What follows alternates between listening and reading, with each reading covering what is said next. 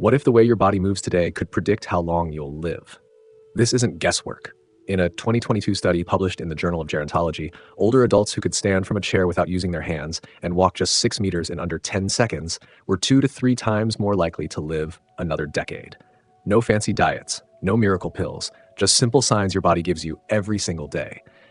The truth is, longevity after 70 isn't just about luck or genetics. It's visible, measurable.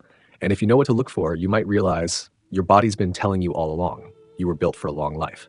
So if you're over 70 and still walking with confidence, still solving problems in your head, still feeling the pull of tomorrow, you might already have what researchers call functional resilience. And that's one of the clearest indicators of a longer, healthier life. But here's the catch. Most people miss these signs because no one told them what to notice. That's what we're doing today. If you've ever wondered, is there still time for me to thrive? Stay with me, because the answer might be quietly written in the life you're already living. The problem isn't that we're not aging well.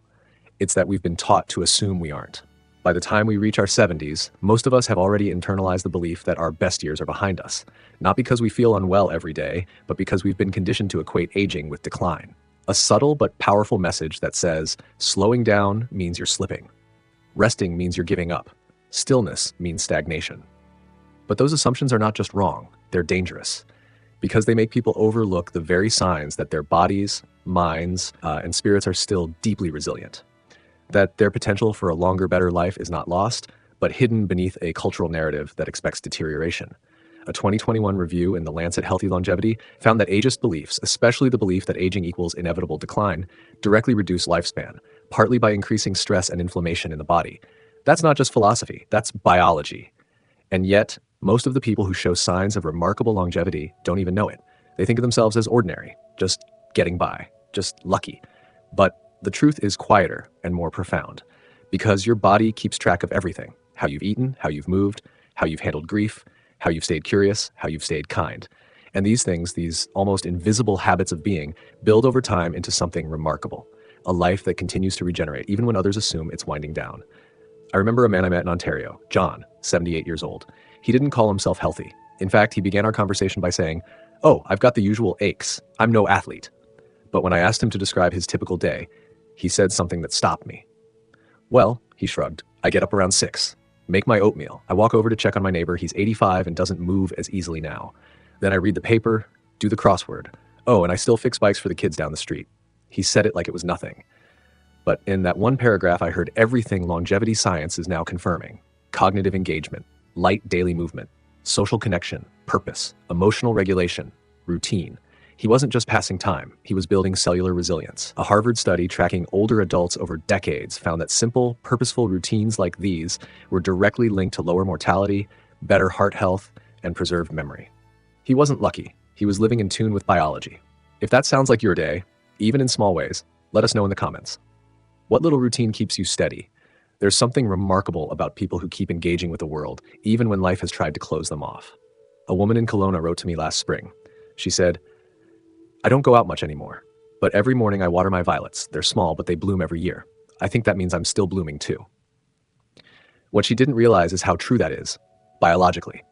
Recent studies from the University of California, Irvine, found that people in their 70s and 80s who engage with living things, plants, pets, even regular walks in nature, had significantly lower levels of cortisol, the stress hormone known to accelerate aging.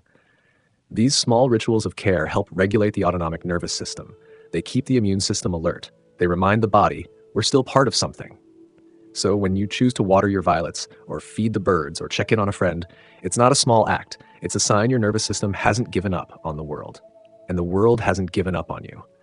Have you noticed how your mood shifts after time with nature? Or even a plant on your windowsill? Share your moment with us below. But sometimes what really marks a long life isn't the physical signs, it's the emotional turning points. I remember speaking with a retired nurse in Halifax who had battled cancer in her late 60s. She told me that after her treatment ended, she felt numb. "I wasn't scared of dying," she said, "but I didn't know how to live anymore." One day, a neighbor asked her to help organize a charity event, just something small, cookies and tea. She hesitated, then said yes. And that one yes turned into 5. 5 turned into 20. And within a year, she was back in the world, chairing the community garden committee, teaching young girls how to manage first aid kits, smiling without forcing it. She told me it wasn't the chemo that saved me. It was the moment I said yes to something again. Longevity, you see, isn't just physical endurance, it's emotional recovery, the ability to return to life, not just in the body, but in the heart. Have you ever had a turning point like that? One yes that brought you back to yourself? If so, I'd love to hear it in the comments. Longevity also hides in things we think are trivial, like the way your fingers still tie shoelaces, the way your breath stays even after a short walk, the way your mind still solves puzzles or remembers old phone numbers. Doctors call this functional age, a more honest measure than the number on your health card. And in some cases, people in their 80s test with the physiology of someone 15 or 20 years younger. Not because of elite diets or exercise regimens, but because they've stayed engaged, curious, steady. A man in Calgary once told me, "I'm 82, but I still do my own taxes." Then he winked, "Mostly because I don't trust anyone else to get it right." That's not just personality, that's executive function, that's mental longevity. What small skill have you held onto that surprises people? Brag about it a little. You've earned it. And then, of course, there's the question of mindset. A study from Yale School of Public Health showed that seniors who view aging as meaningful, who see it as a time of contribution, depth, and growth, live on average 7.5 years longer than those who see it as decline. Why? Because beliefs affect biology. Positive perception of aging reduces stress, encourages healthier behaviors, and even protects brain function.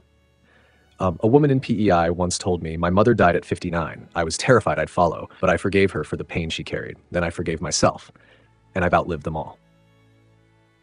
Sometimes the clearest sign of longevity is this: you still believe something good is possible. What's one thing you're still looking forward to? Drop it in the comments, and let's hold space for each other's hopes.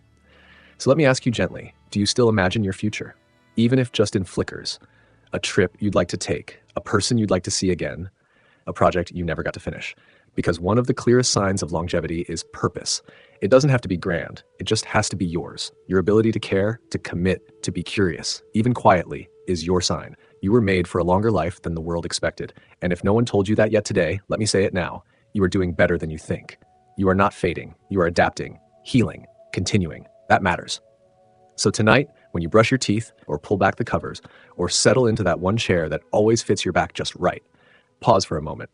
Not to count your years, but to recognize their depth, to notice the little ways your body still works for you, the ways your spirit still reaches for something more. And if something in this video reminded you of yourself, leave a comment, share your moment, your habit, your hope. This is your space too. And if you'd like to keep walking with us through this season of life, maybe consider subscribing here to Elderly Seasons. We're building a space where stories like yours matter, where aging is not something to fix, but something to feel. Until next time, be well and keep choosing life.